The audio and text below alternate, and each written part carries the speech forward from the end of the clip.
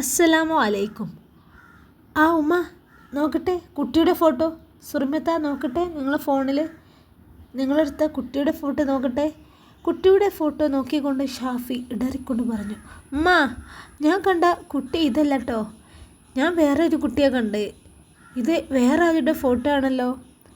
ഇത് കേട്ടതും പെങ്ങൾ റഹീമ പറഞ്ഞു, ആ പിന്നെ എന്നാ നീ ചെന്നപ്പോൾ അവരെ വേറെ പുറത്തുനിന്നൊരു കുട്ടിയെ കൊണ്ടുവന്ന് നിന്നെ കാണിച്ച് പറ്റിച്ചതാവും. വെറുതെ എൻ്റെ വായിലിരിക്കുന്നത് കേൾക്കണ്ട ഷാഫി. വെറുതെ അവിടെ വരെ പോരലല്ല. ആ കുടുംബം എത്ര ആഗ്രഹിക്കുന്നുണ്ടാവുമെന്നറിയോ ആ കുട്ടിയുടെ കല്യാണം ഒന്ന് നടന്നു കാണാൻ. അതിപ്പോൾ ചെക്കനും പറ്റി, വീട്ടുകാർക്ക് അഹങ്കാരം മൂത്ത് പറ്റിയില്ല എന്നല്ലേ പറയാം. നിൻ്റെ അവസ്ഥ ഒരിക്കൽ അറിയില്ലല്ലോ. ഇത് ഏത് അടുപ്പൊക്കെ നോക്കിയാൽ പെണ്ണ് കണ്ടത്. അത് ശരി, ഇപ്പോൾ കുറ്റം മുഴുവൻ എനിക്കായില്ലേ. എവിടെ വേണമെങ്കിലും ഞാൻ പറയാം, ഞാൻ കണ്ട കുട്ടി ഇങ്ങനെ ആയിരുന്നില്ല. നല്ല വട്ടമുഖമായിരുന്നു, നല്ലോണം വെളുപ്പുണ്ടായിരുന്നു. എൻ്റെ കൂടെ ആ ഇക്ബാലും ഉണ്ടായിരുന്നല്ലോ, അവനോട് ചോദിക്കാലോ എന്നാ. ഞാൻ നുണയാണ് പറയുന്നത് വെച്ചാൽ നീ ആരോടും ചോദിക്കണ്ട. നീയല്ലേ പെണ്ണ് കെട്ടുന്നത്, ഇക്ബാലാണോ? ഈ ഓൻ്റെ അഭിപ്രായം നോക്കിയാണോ കെട്ടുന്നത്? റഹീമ ഇത് ചോദിച്ചതും ഷാഫി പറഞ്ഞു, നിങ്ങൾ വിശ്വസിച്ചാലും ഇല്ലെങ്കിലും വല്ലാഹി ഞാൻ ഈ കുട്ടിയെയല്ല കണ്ടത്. എനിക്ക് ഇക്ബാലിനോടൊന്ന് ചോദിക്കണം. കുട്ടി ഞങ്ങൾക്ക് ചായ കൊണ്ടുവന്നപ്പോൾ ഓനും കണ്ടതാ. ഷാഫി ഇക്ബാലിനെ വിളിച്ച് വീട്ടിലേക്ക് വരാൻ പറഞ്ഞു. ഇക്ബാൽ അത്യാവശ്യം എന്തെങ്കിലും കാണുമെന്ന് ഉറപ്പോടെ പെട്ടെന്ന് തന്നെ അവൻ്റെ വീട്ടിലേക്ക് വന്നു. വന്ന ഉടനെ ഉമ്മ കാര്യങ്ങൾ പറഞ്ഞ് മൊബൈലിലെ ഫോട്ടോ അവനെ കാണിച്ചതും ഇക്ബാൽ പറഞ്ഞു, ഇതന്നെയാണല്ലോ കുട്ടി, ഞാൻ അപ്പോഴേ അവനോട് ചോദിച്ചതാ നിനക്ക് ഇഷ്ടപ്പെട്ടോ എന്ന്. അവനപ്പോൾ അതേന്ന് പറഞ്ഞു. പിന്നെ ഞാൻ കൂടുതലൊന്നും പറഞ്ഞില്ല. ആ നല്ല ആളെയാ കൂടെ കൊണ്ടുപോയത്. ഷാഫി അതും കരുതി അവൻ്റെ മുഖത്തോടെ ദേഷ്യത്തോടെ നോക്കി. അപ്പോൾ അത് കണ്ട് ഉമ്മ പറഞ്ഞു, എൻ്റെ ഷാഫി ഈ ഇങ്ങനെയുള്ള അബദ്ധമൊന്നും ചെയ്യല്ലേ. ഈ കുറച്ച് ക്ഷമിക്കുക, എനിക്ക് നല്ല കുട്ടിയെ തന്നെ കിട്ടും. ഈ ഓരോന്ന് ആലോചിച്ച് കൂട്ടി എന്തെങ്കിലും കാണിക്കല മോനെ. ഷാഫി മറുപടി ഒന്നും പറഞ്ഞില്ല. നേരിട്ട് കണ്ടപ്പോൾ മനസ്സിന് പറ്റിയ കുട്ടി ഫോട്ടോ കാണുമ്പോൾ തനിക്ക് ഒരിക്കലും നടക്കാത്ത ബന്ധമായിരിക്കുന്നു. ഇതെങ്ങനെ സംഭവിച്ചു? ആ ഒരു ചോദ്യം അവൻ്റെ മനസ്സിലെങ്ങനെ ഉത്തരമില്ലാതെ കിടന്നു. ആർക്കും ഞാൻ പറയുന്നത് സത്യമാണെന്ന് മനസ്സിലാക്കാൻ പോലും കഴിയുന്നില്ല. എല്ലാവർക്കും ഞാൻ ഏതെങ്കിലും കുട്ടി മതിയെന്ന് ചിന്തിക്കാൻ തുടങ്ങി എന്നാണ് കരുതുന്നത്. അന്ന് വൈകുന്നേരം അങ്ങാടിയിലേക്ക് ഇറങ്ങിയപ്പോൾ ഇക്ബാൽ വിളിച്ച് അവനെ എവിടെയുണ്ടെന്ന് ചോദിച്ചു. അവനെ കാണാൻ ചെന്നപ്പോൾ നാട്ടുകാരൻ ഉബൈദ് കൂടെയുണ്ട്. ഉബൈദ് അല്ലറ ചില്ലറ ജോലികളും കച്ചവടങ്ങളും ഒക്കെയായി ജീവിക്കുന്ന ആളാണ്. നല്ല പരിചയക്കാരനുമാണ്. ഇക്ബാൽ വിളിച്ചിരിക്കുന്നത് പെണ്ണു കണ്ടപ്പോൾ തനിക്ക് സംഭവിച്ച കാര്യം എന്താണെന്ന് പറയാനും മറ്റൊരു ആലോചനയെക്കുറിച്ച് പറയാനുമാണ്. ഉബൈദിൻ്റെ അടുത്ത് നിന്നും ഷാഫിയെ മാറ്റി നിർത്തി ഇക്ബാൽ പറഞ്ഞു, നമ്മളന്ന് കണ്ട കുട്ടിയെ നിനക്ക് ആദ്യം ഇഷ്ടപ്പെട്ടില്ലേ, പിന്നീട് ഫോട്ടോ കണ്ടില്ലേ. ഇഷ്ടപ്പെടാതിരിക്കാനും ഉണ്ടായ കാരണം ഞാൻ കണ്ടെത്തിയിട്ടുണ്ട് മോനെ. ആ അതെന്താ ഇക്ബാലേ? അതോ? അതിന് ഇക്ബാൽ പറഞ്ഞ മറുപടി കേട്ട് ഷാഫിക്ക് ആദ്യം ചിരി വന്നെങ്കിലും കൂടുതൽ ആലോചിച്ചപ്പോൾ ആ പറഞ്ഞത് അസ്വസ്ഥത ഉണ്ടാക്കാൻ പാകത്തിലുള്ളതായിരുന്നു. തൻ്റെ മറുപടിക്ക് വേണ്ടി കാതോർത്ത് നിൽക്കുന്ന ഷാഫിയോടായി ഇക്ബാൽ പറഞ്ഞു, ഷാഫി ഈ വിശ്വസിക്കില്ലേ അറിയില്ല, ആ പെണ്ണിൻ്റെ വീട്ടുകാരെ നിന്നെ കിട്ടാമാണെങ്കിൽ എന്തെങ്കിലും സിഗർ ചെയ്ത് കാണും. അങ്ങനെ ചെയ്യാൻ പറ്റത്രേ.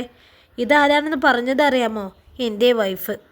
അവൻ്റെ സംസാരം കേട്ട് ഷാഫി ചിരിച്ചുകൊണ്ട് ചോദിച്ചു, എന്താണ് എൻ്റെ വൈഫ് പറഞ്ഞത് കേൾക്കട്ടെ. അവൾ പറയാ കല്യാണം ശരിയാൻ വേണ്ടി പെൺകുട്ടികളുടെ വീട്ടുകാർ എവിടെയെങ്കിലും പോയി പല പരിപാടികളും ചെയ്യത്രേ.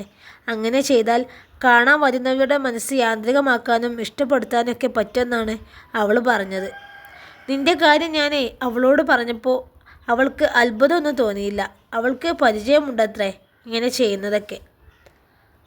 അതെന്താ, അവൾ നിന്നെ അങ്ങനെയാണോ സ്വന്താക്കിയത്?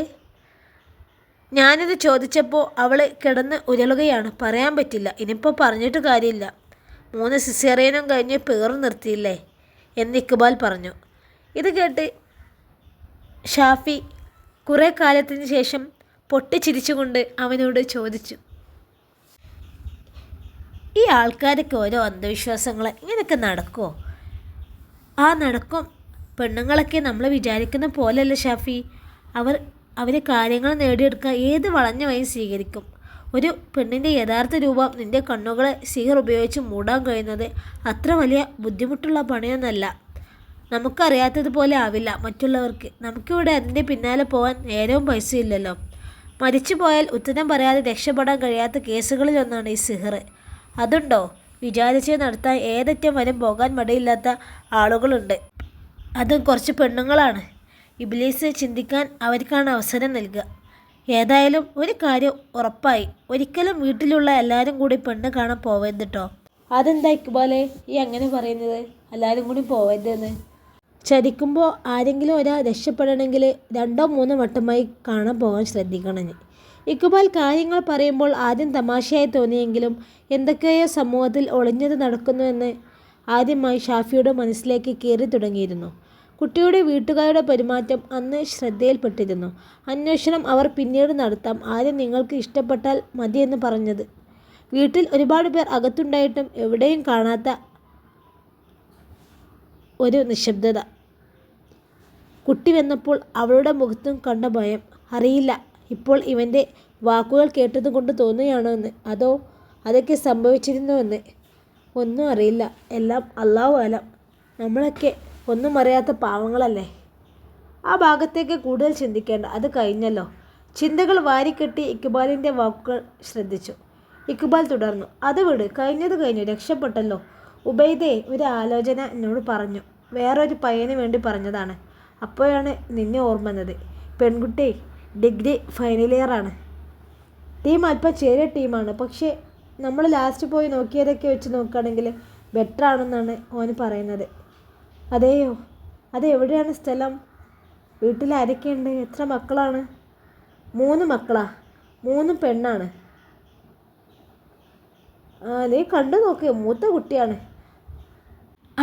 ഞാനൊന്ന് ആലോചിക്കട്ടെ. പിന്നെ കുടുംബമൊക്കെ എങ്ങനെയാണെന്നറിയാമോ? ഉപ്പ പഴയ ഗൾഫുകാരനാണത്രേ. ഇപ്പോൾ കാര്യമായി ജോലിയെന്ന് പറയാം, ഒരു കോഴിക്കച്ചവടം ഉണ്ട് ഇവിടെ നാട്ടിൽ. കുടുംബം തെറ്റില്ല എന്നാണ് അവൻ പറഞ്ഞത്. നമുക്ക് അന്വേഷിക്കാം. കണ്ടു നോക്ക്, ആ കുട്ടിയുടെ ആദ്യത്തെ കല്യാണമാണത്രേ. ആയിക്കോട്ടെ, നമുക്ക് പോയി നോക്കാം. എന്നാണ് പോവേണ്ടത്? നമുക്കിപ്പോൾ ഒന്ന് പോയി നോക്കിയാലോ? ഏതായാലും 4:30 ആയിട്ടല്ലേ ഉള്ളൂ. ആ കുട്ടി കോളേജ് വന്നിട്ടുണ്ടാവും.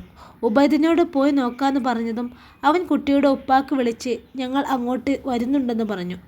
വണ്ടിയിലിരുന്ന് ഷാഫി ചോദിച്ചു, ഉബൈദേ ഇത് നീ നേരിട്ടറിയുന്ന കുടുംബമാണോ? അത് കേട്ടതും ഉബൈദ് പറഞ്ഞു, ഇല്ലടാ, ഞാൻ നേരിട്ടറിയില്ല, പക്ഷേ കുട്ടിയെ കണ്ടിട്ടുണ്ട്. കുഴപ്പം തോന്നിയില്ല. ഈ അന്വേഷിക്ക്, എന്നിട്ട് പറ്റുമെങ്കിൽ മാത്രം നമുക്ക് നടത്താം. എന്തായാലും ഒന്ന് പോയി നോക്കാം. ആ ഭാഗത്ത് അറിയുന്ന ആരെങ്കിലും ഉണ്ടോ എന്ന് നോക്കണം കേട്ടോ. എന്തായാലും കണ്ടു നോക്കാം എന്നൊക്കെ സംസാരിച്ചുകൊണ്ട് അവർ യാത്ര തുടർന്നു. 1/2 മണിക്കൂർ യാത്രയാണ്.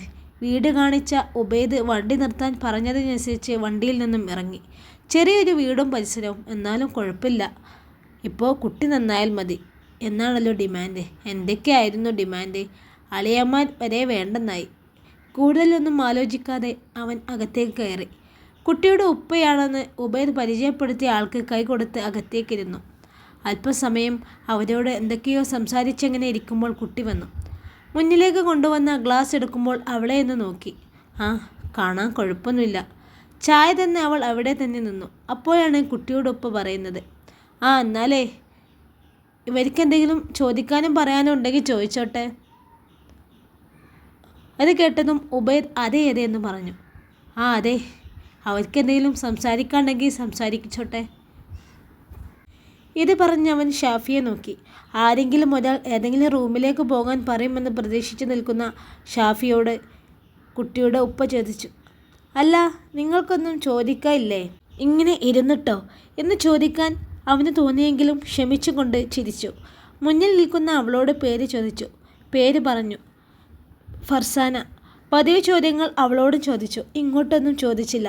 തൻ്റെ ചോദ്യങ്ങൾ കഴിഞ്ഞതോടെ ഓക്കെ പറഞ്ഞ് അവളോട് അകത്തേക്ക് പോവാൻ പറഞ്ഞു. ഞങ്ങൾ വിളിക്കാമെന്ന് പറഞ്ഞ് പുറത്തേക്കിറങ്ങുമ്പോൾ വരാൻ പോകുന്ന പുതിയ ജീവിതത്തിലേക്കും ഇതുവരെ കാണാത്ത പല അനുഭവങ്ങളിലേക്കുമാണ് താനെ നടന്നു പോകുന്നതെന്ന് അപ്പോഴും ഷാഫി അറിഞ്ഞിരുന്നില്ല. ഇൻഷാ അല്ലാഹ് ഈ കഥയുടെ ബാക്കി ഭാഗവുമായി നാളെ കാണാം. എല്ലാവരും സപ്പോർട്ട് ചെയ്യണേ, കമൻറ്റ് ചെയ്യണേ. സബ്സ്ക്രൈബ് ചെയ്യാതെ കാണുന്നവരുണ്ടെങ്കിൽ ദയവ് ചെയ്ത് സബ്സ്ക്രൈബ് ചെയ്യണേ. പിന്നെ നിങ്ങൾക്കിനി ഏത് ടൈപ്പ് കഥകളാണ് വേണ്ടതെന്ന് വെച്ചാലും നമ്മൾ അപ്ലോഡ് ചെയ്യുന്നതാണ്. നിങ്ങൾ കമൻറ്റ് ചെയ്യണേ. അസ്സലാമു അലൈക്കും.